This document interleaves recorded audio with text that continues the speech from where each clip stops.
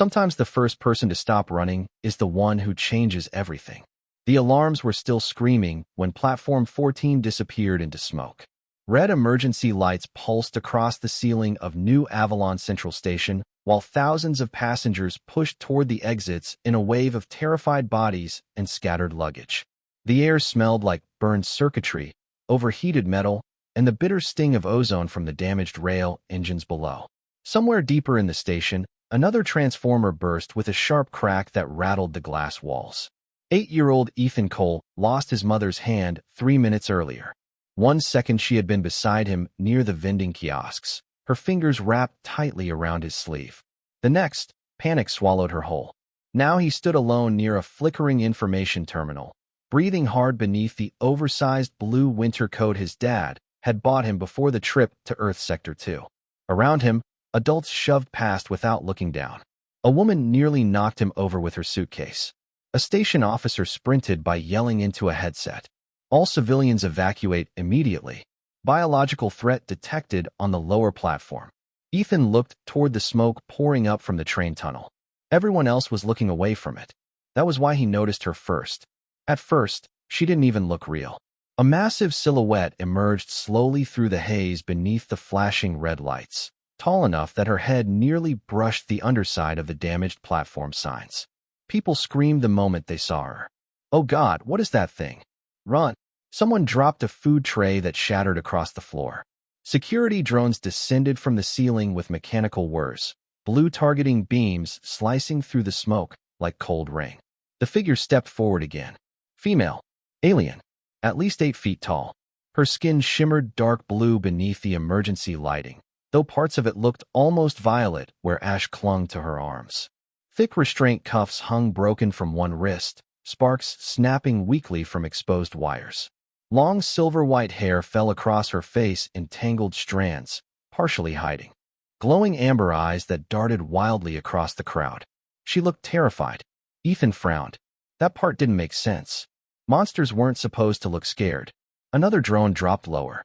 "Warning," the machine announced through static-filled speakers. "Unregistered biological entity detected. Stand clear." The alien girl flinched at the sound. Ethan noticed the way her shoulders curled inward, protective instead of aggressive. Her breathing looked uneven. One clawed hand pressed tightly against her side as dark purple blood dripped slowly between her fingers onto the polished station floor. She wasn't chasing anyone. She was hurt. A businessman near Ethan pointed toward her with a shaking hand. "That's one of them," he whispered. "One of the war creatures." Ethan didn't know what that meant. He only knew everyone kept calling her a thing while she stood there alone in the smoke, like an animal surrounded by hunters. The alien girl took another slow step backward as the drones tightened their formation around her. More security officers arrived from the upper escalators carrying pulse rifles, their boots echoing sharply across the metal floor. "Target contained," one officer barked. "Weapons ready." The alien girl's glowing eyes moved frantically from weapon to weapon. Then they landed on Ethan. For a moment, neither of them moved. The station noise faded behind the ringing alarms. Ethan saw something strange in her face then. Not anger. Not rage. Fear. The kind he remembered feeling the night his father never came home from the mining collapse on Europa Colony. The kind that made your chest hurt because nobody was coming to help you. The officer raised his rifle. "Do not approach the entity."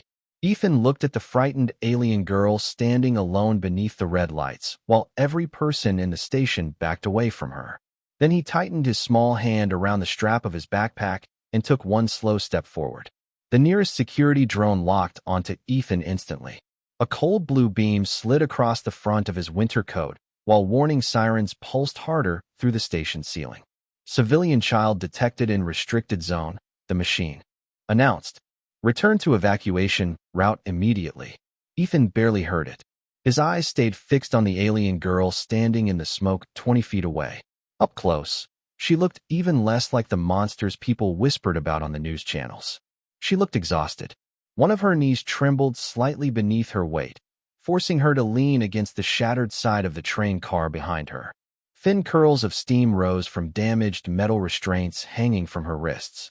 The polished floor beneath her bare feet was streaked with ash and melted frost from the station cooling systems.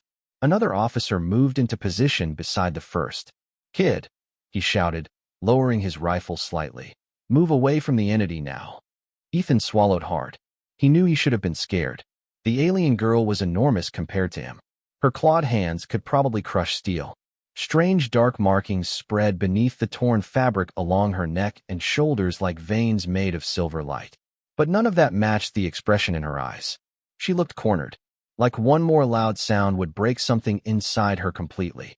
Ethan took another small step forward. Gasps rippled through the crowd behind him. "What is he doing?" someone whispered. "Get that kid out of there." The alien girl reacted instantly. Her body tensed. Amber eyes widened. A low sound escaped her throat. Not angry, not threatening, but uncertain. She backed away from him instead of moving closer. That was when Ethan noticed her hand shaking. Not the hand pressed against her wound. The other one. The one hanging at her side. She was afraid of him too. The realization settled strangely inside his chest. Ethan slowly pulled off his right mitten. Cold station air bit instantly at his fingers. Then, very carefully, he held out his hand. "It is okay," he said softly. "I am not going to hurt you." Every drone in the station shifted position with mechanical clicks. Targeting beams tightened around the alien girl's chest. One wrong movement, and the entire platform felt ready to explode into chaos. But the girl did not attack. She just stared at Ethan's outstretched hand like she had never seen anything like it before. Her breathing slowed slightly. Ethan could hear it now beneath the alarms. Ragged, uneven, human, in a strange way. The officer nearest the barricade cursed under his breath. "Why is it not reacting?" Another answered quietly. "Maybe it is waiting." Ethan ignored them. "My name is Ethan," he said after a second. "You look hurt." The alien girl blinked slowly. Her silver-white hair shifted across her face as another burst of hot air rolled through the damaged tunnel behind her. For a moment, Ethan thought she might collapse. Then something changed in her expression. Not trust. Not yet. More like confusion. As if her mind could not fit this moment into anything she understood about the world. The massive creature everyone feared lowered her head slightly toward the small human boy standing alone before her. Then, with painful hesitation, she moved her trembling hand forward a few inches. The crowd behind Ethan fell silent. Even the officers stopped shouting. Her claws were long and dark like polished stone, but they moved carefully through the air, avoiding sudden motions. Ethan did not pull back. He only stepped closer until he could finally see the tiny reflections of the emergency lights trembling in her golden eyes. Purple blood still dripped slowly between her fingers onto the station floor. She smelled faintly of smoke, antiseptic chemicals, and cold metal. Not death. Not danger. Just pain. Her hand stopped inches from his. Then one of the security drones suddenly crackled louder overhead. Warning. Biological threat level increasing. The alien girl flinched violently at the sound. Ethan saw panic flood her face again as the drones lowered their weapons all at once. The targeting beams turned from blue to red. Ethan heard the sharp electronic whine before he understood what it meant. Around the station platform, people backed away even farther, pressing against walls and overturned luggage carts as the security drones hovered lower through the smoke. Their metal frames reflected the emergency lights in cold crimson flashes. The alien girl froze completely. Every muscle in her body tightened beneath the torn gray fabric wrapped around her shoulders. Ethan could actually see the panic hit her like a physical thing. Her glowing eyes darted upward toward the drones, then toward the armed officers lining the barricades. For one terrible second, it looked like she might run. The nearest officer raised his voice. "Child, get down now." Ethan shook his head before he even realized he was doing it. "Wait," he shouted back. "She is scared." One of the officers stared at him in disbelief. That thing tore through a secured transport convoy 2 sectors away. Ethan looked back at the alien girl. She did not look like someone trying to attack anybody. She looked tired, lost, like she had not slept in days. Steam drifted slowly off her skin where melted frost touched the heat radiating from her body. Purple blood continued dripping from the wound beneath her hand, splashing softly onto the polished floor beside shattered glass and scattered travel bags. The station lights flickered again. Somewhere above them, another power relay groaned loudly inside the walls. Then the alien girl suddenly stumbled sideways. A collective gasp swept through the crowd. Ethan moved instinctively before anybody else did. "Careful," he yelled, rushing forward as her massive frame hit the side of the damaged train car with a deafening metallic thud.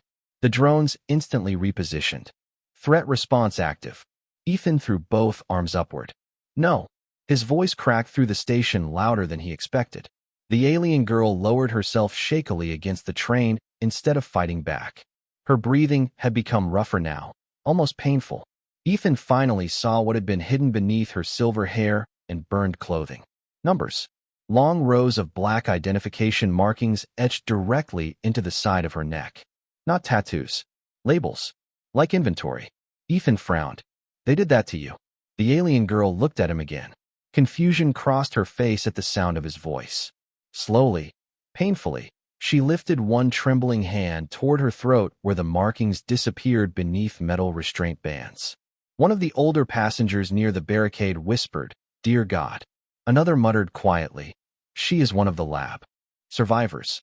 The officers exchanged uncertain looks. The confidence in their posture was starting to crack. Ethan stepped closer again despite the drones hovering barely 10 feet overhead.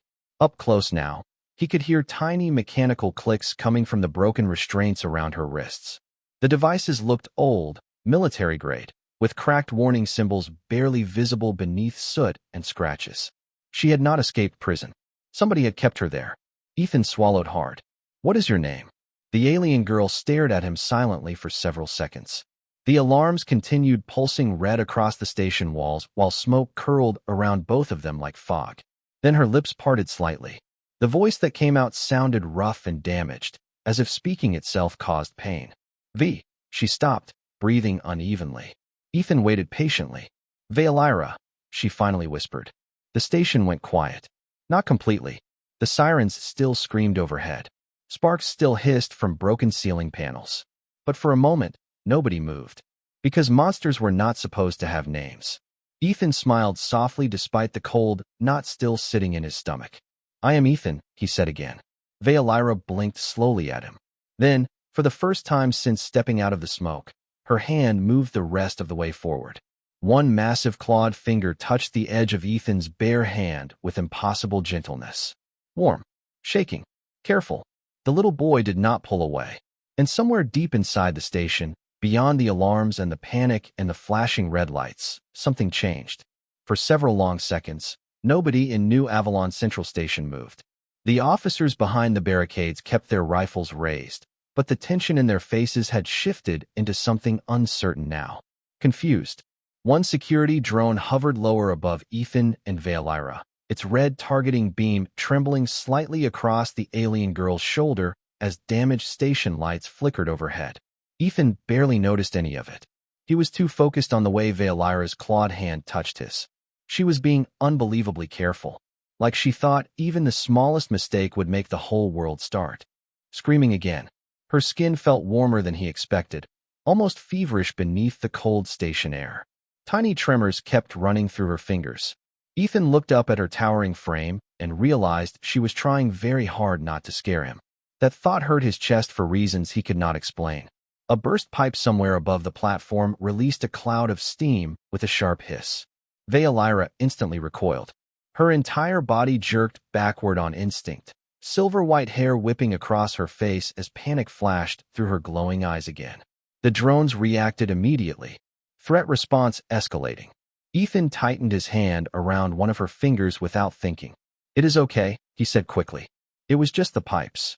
Veltraxis stared down at him. Slowly, the panic faded from her expression. Not completely, just enough for her breathing to steady a little. Ethan heard whispers spreading through the crowd behind him. Why is it listening to him? Maybe the kid is calming it down. That thing should not even be alive. One of the older officers lowered his weapon slightly. Gray streaks ran through his beard, and exhaustion lined his face beneath the harsh red emergency lights. "Stand down 2 degrees," he muttered quietly into his headset. "The entity is not engaging." Another officer looked horrified. "Sir, I said stand down." The younger man hesitated before signaling the drones overhead. Their targeting beams shifted from red back to cautious blue. The station atmosphere changed instantly. Still tense. Still dangerous. but no longer seconds away from disaster. Ethan exhaled softly. Veltraxis seemed to notice too. Her massive shoulders lowered slightly for the first time since emerging from the smoke. Then Ethan noticed something else. She was staring at his bare hand. More specifically, at the small silver bracelet around his wrist. His father had given it to him before leaving for the Europa mining routes 3 years earlier. The metal had dulled over time, scratched from schoolyards and playground falls, but Ethan still wore it every day. Veltraxis' amber eyes lingered on it with strange intensity. Slowly, she reached toward her own neck. Ethan watched her fingers brush against the cracked restraint collar resting there. The metal ring looked heavy, covered in faded warning labels and tiny blinking lights. One section had been broken open violently, leaving sharp, twisted edges near her shoulder. It was not jewelry. It was ownership. Ethan frowned quietly. "Did somebody hurt you?" Veltraxis did not answer immediately. Her eyes moved toward the station floor. Around them, the smoke had finally started thinning enough for Ethan to see the destroyed train car more clearly. Deep claw marks covered the outer doors. Not random damage. Escape marks. His stomach twisted.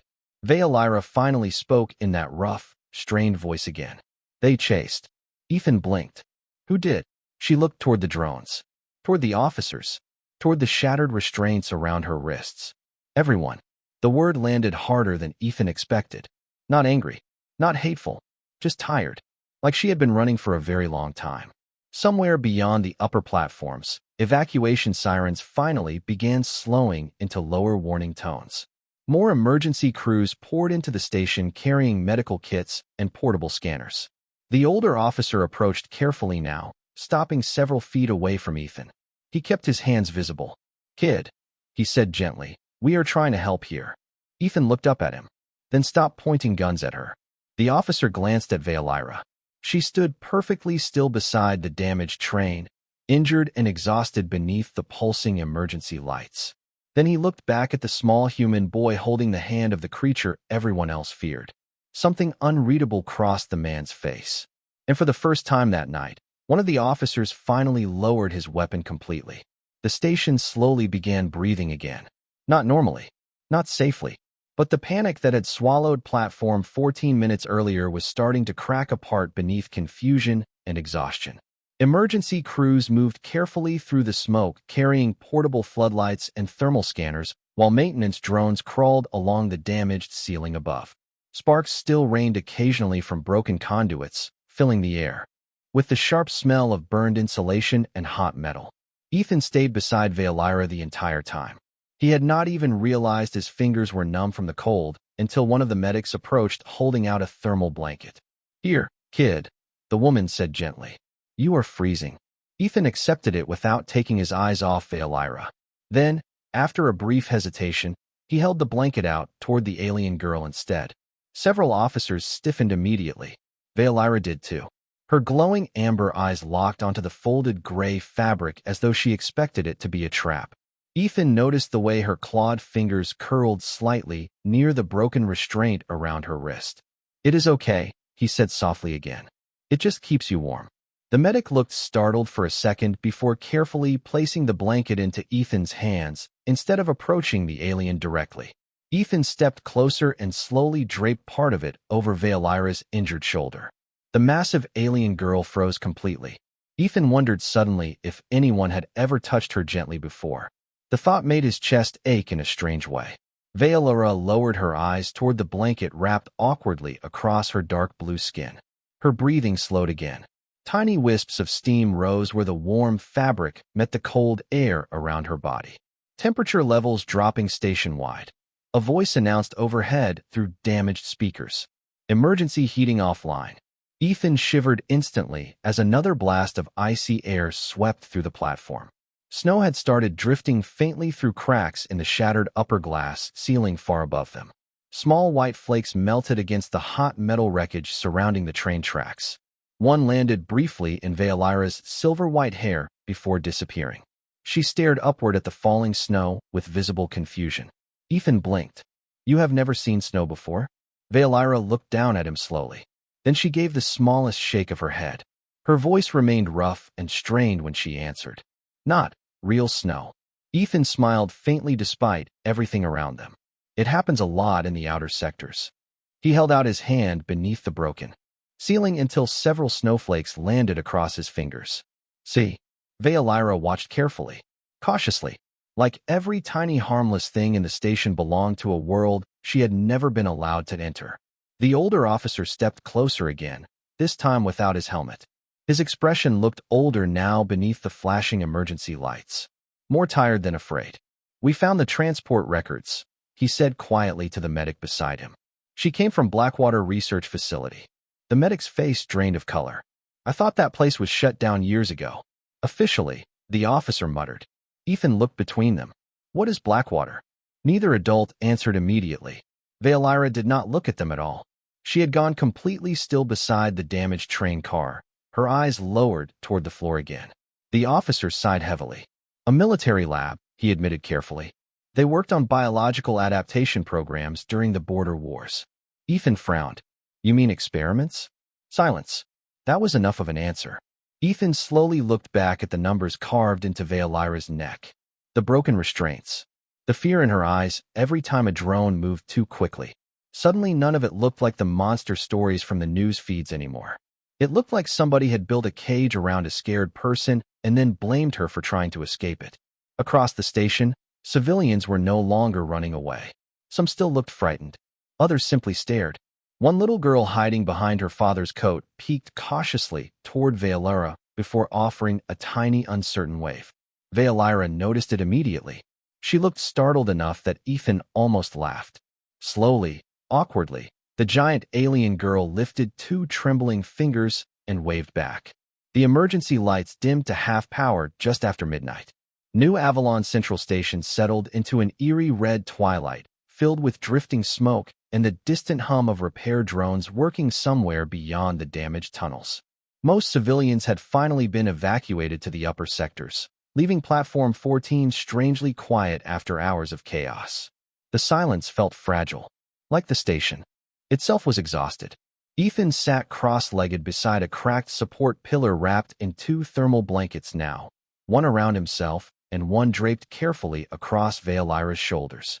The giant alien girl remained seated against the wrecked train car nearby, her long legs folded awkwardly beneath her because there simply was not enough room anywhere for someone her size. Snow still drifted softly through the shattered glass ceiling high above them. Tiny white flakes melted against the warm metal of the destroyed platform rails. For the first time all night, nobody was shouting. No alarms. No screaming crowds. Just the low mechanical hiss of broken heating vents and the occasional crackle of damaged wiring overhead. Ethan reached into his backpack and pulled out a crushed chocolate protein bar his mother always packed for long station transfers. The wrapper crinkled loudly in the quiet. Veltraxis' glowing amber eyes immediately followed the sound. Ethan noticed and smiled faintly. "You hungry?" Veltraxis looked uncertain for a second, as though she did not understand the question itself. Then very slowly, she nodded once. Ethan broke the bar carefully in half and held one piece toward her. "It is peanut butter flavor," he explained. "Not everybody likes it." Veltraxis stared at the tiny piece of food resting in his hand. Her expression carried the same confusion she showed whenever someone offered her kindness. Carefully, almost nervously, she reached forward and accepted it between two clawed fingers. Ethan watched closely while she examined the protein bar like some strange artifact from another world. Then she took a cautious bite. Her eyes widened slightly. Ethan laughed before he could stop himself. "Good." Veltraxis looked down at the remaining piece in her hand. Then, after a pause that felt almost shy somehow, she gave the smallest nod. "Sweet," she whispered. Ethan grinned. "Yeah, human food does that." Across the platform, two exhausted medics quietly pretended not to watch them. One whispered under her breath, "I still cannot believe this." The older officer standing nearby kept his arms folded tightly against the cold while monitoring station updates on a damaged wrist tablet. Every few minutes he glanced toward Veltraxis with the same conflicted expression. Fear was still there, but something else had started replacing it. Guilt maybe. Ethan leaned back against the support pillar. "Did they keep you in that lab your whole life?" Veltraxis' face changed instantly. The warmth from moments earlier faded beneath old memories. Ethan could almost see behind her glowing eyes. She lowered her gaze toward the cracked floor. Do not know life before. Her voice remained rough and damaged, every word sounding unfamiliar in her throat. Ethan frowned quietly. You mean you do not remember? Veltraxis gave a faint shake of her head. One clawed hand moved unconsciously toward the black numbers marked into her neck. Only rooms, she whispered. Cold lights. Testing. Running. The station suddenly felt much colder to Ethan after hearing that. He looked at the broken restraint collar around her throat again and tried imagining someone growing up surrounded only by cages and experiments and people afraid of them. No birthday parties. No snow days. No parents reading stories before bed. Just cold lights and running. Ethan stared down at the untouched half of his protein bar resting in his lap. That is not fair, he muttered quietly. Veltraxis looked at him strangely. Like fairness was another concept she had never really heard before. A sudden burst of static crackled through the station speakers overhead. Attention security personnel, an automated voice announced. A classified retrieval unit is inbound to Platform 14. Arrival estimated in 8 minutes.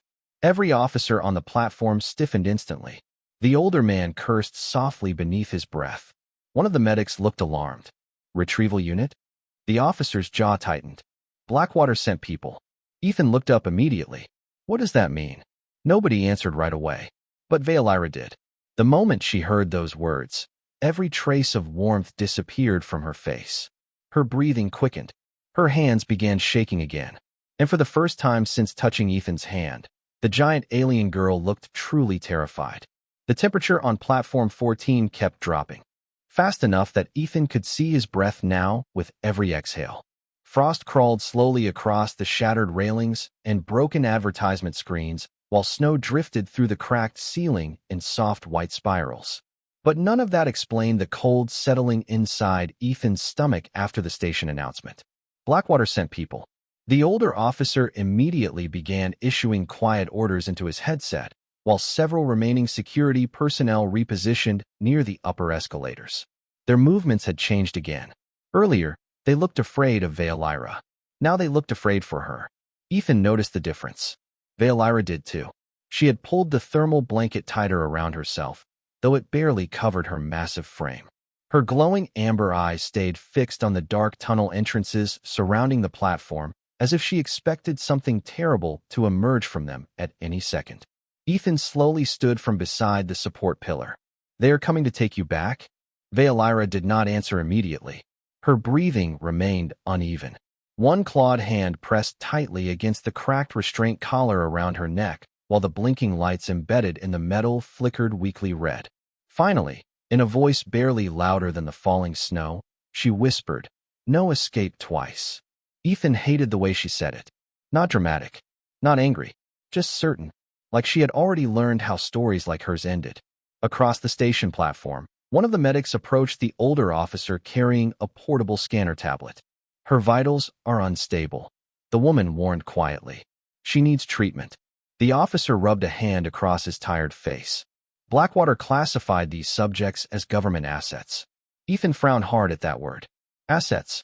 Not people. Not survivors. Assets. He looked back at Veltraxis sitting silently against the damaged train car with snow collecting slowly in her silver-white hair. She looked less dangerous than half the adults Ethan had seen screaming earlier that night. Suddenly, a deep mechanical rumble echoed through the station tunnels. Every officer on the platform stiffened instantly. The sound grew louder. Heavy. Rhythmic. Not a train. Ethan saw blue tactical lights cutting through the smoke first. Then the retrieval team emerged from the northern access tunnel wearing matte black armored suits with featureless helmets and glowing insignias marked across their shoulders. Blackwater Research Division. There were 6 of them. None carried visible station badges. None looked at the civilians.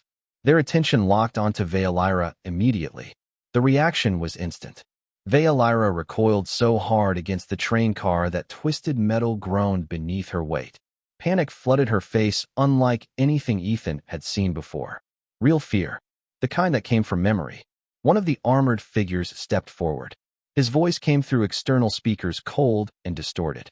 Biological subject V-17 identified. Ethan froze.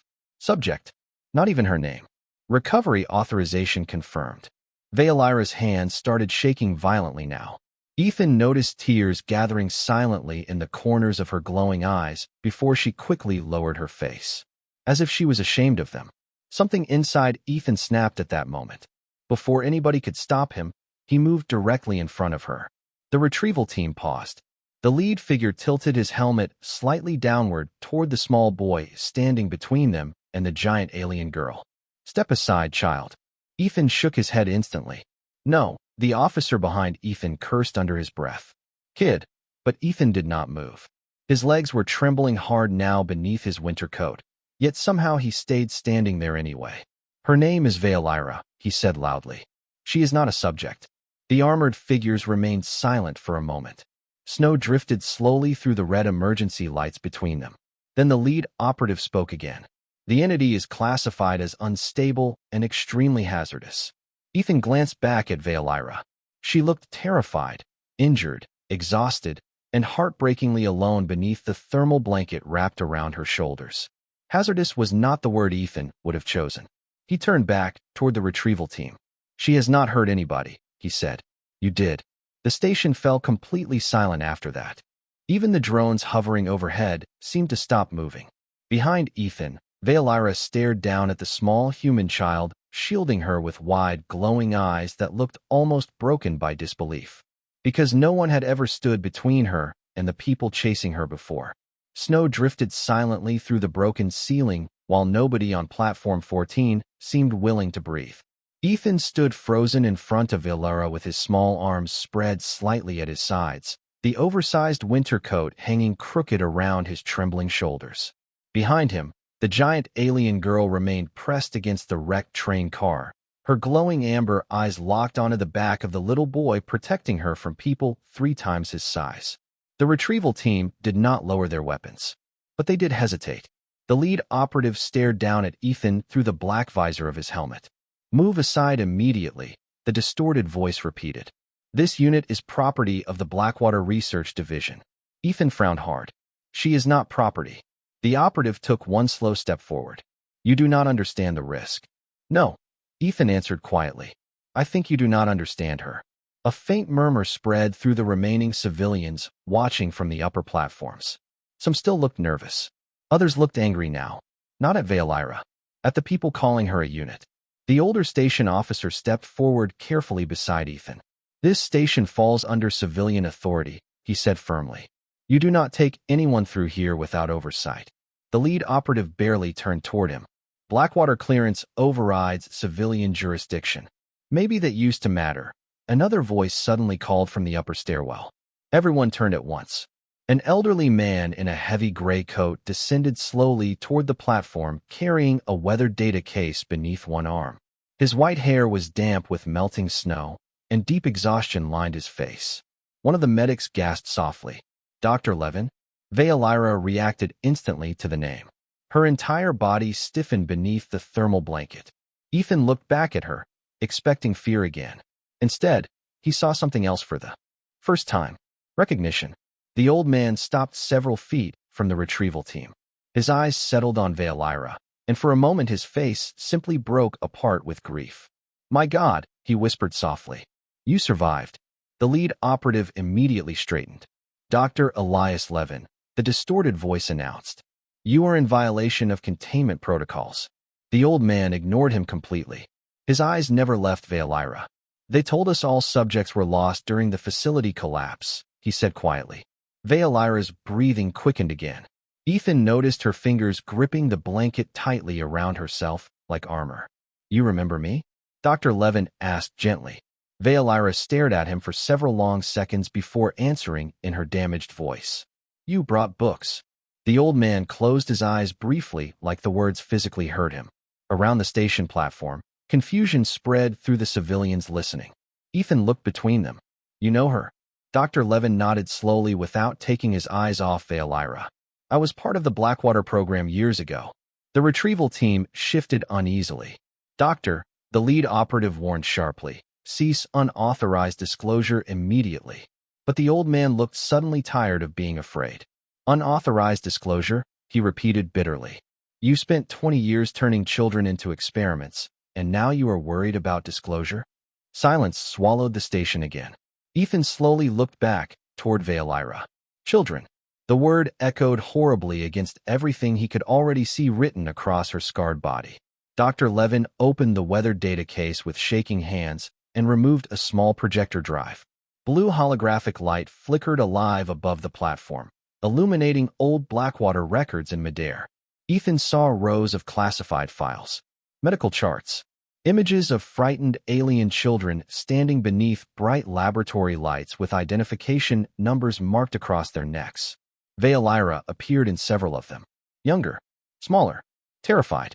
The adaptation subjects were not soldiers, Dr. Levin said quietly to the civilians watching. Most were war refugees, orphans, survivors. His voice cracked. Blackwater promised treatment, shelter. Instead, they turned them into biological research projects. One of the retrieval operatives stepped forward aggressively. Terminate projection now. The older station officer moved directly into his path. Nobody is terminating anything. Ethan looked back at Veltraxis one more time. Snowflakes rested silently in her silver-white hair while tears slipped soundlessly down her face.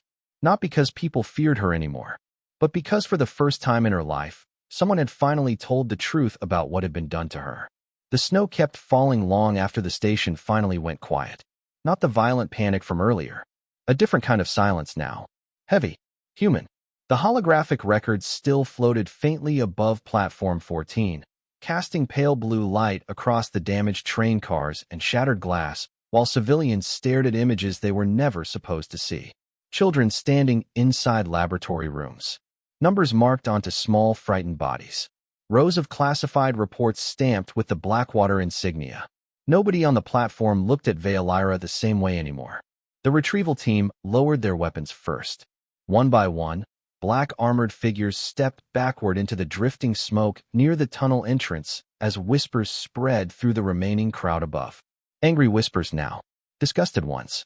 The lead operative stared at Dr. Levin for several long seconds before finally speaking through distorted helmet speakers. This disclosure will trigger federal investigation. Dr. Levin looked exhausted beneath the station lights. Good, he answered quietly. It should have years ago. The operative hesitated once more before signaling his team toward the tunnel. No threats. No dramatic final words. They simply left. Because monsters only stay monsters while nobody knows who created them. Ethan did not fully understand everything that had happened that night. He was only 8 years old, but he understood enough to know one thing clearly. Veltraxis had spent her whole life being hunted for surviving something terrible. The giant alien girl remained seated beside the damaged train even after the retrieval team disappeared. Snowflakes rested softly across the thermal blanket wrapped around her shoulders, while station workers moved cautiously around the platform, repairing shattered rails and flickering lights. Nobody pointed weapons at her anymore. Nobody screamed. A few civilians even offered small, uncertain smiles before being escorted toward the upper exits.